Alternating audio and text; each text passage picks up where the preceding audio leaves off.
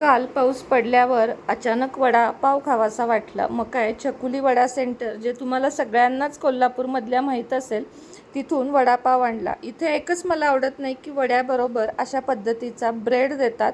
आपल्या इकडे कसं पाव असतो, पण खूप सुंदर होता. भूक लागल्यावर गरम गरम वडापाव मिळाल्यावर तो छानच लागतो. त्यानंतर संध्याकाळी ऊन उतरल्यानंतरच झाडांना पाणी देते मी.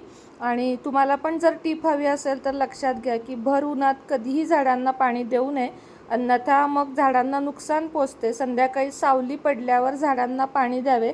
म्हणजे दिवसातनं 2दा दिलं तरीही चालतं उन्हाळ्याच्या दिवसात. काही झाडांना, तुळशीला जास्त अतिप्रमाणात पाणी चालत नाही. आर्दां पुष्करिणीं पुष्टिं पिंगलां पद्ममालिनीं चंद्रां हिरण्यमयीं लक्ष्मीं जातवेदो आवह ताम आवह जातवेदो लक्ष्मीमनपगामिनीं यस्यां हिरण्यं प्रभुतं गावो दास्योश्वान विन्देयं पुरुषानहं य शुचिः प्रयतो भूत्वा जुहुता च मन्वहं सूक्तं पंचदर्शं च श्रीकामः सततं जपेत् पद्मानने पद्म ऊरु पद्माक्षी पद्मसंभवे तन्मे भजासि पद्मा वेंकटेशो वासुदेवः प्रद्युम्नो मितविक्रमः संकर्षणो निरुद्धश्च शेषाद्रिपतिरेव च जनार्दनः पद्मनामो वेंकटाचलवासिनः सृष्टिकर्ता जगन्नाथो माधवो भक्तवत्सलः गोविंदो गोपति कृष्ण केशवो गरुडध्वजः वराहो वामनश्चैव नारायण अधोक्षजः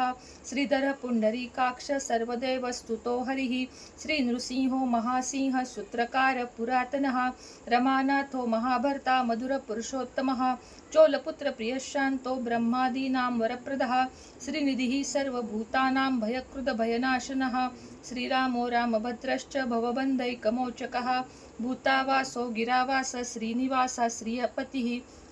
शुक्रवार सेवा करून झाल्यानंतर खीर केली आणि खिरीचा नैवेद्य दाखवला. असा संपवला आजचा दिवस. चला, बाय.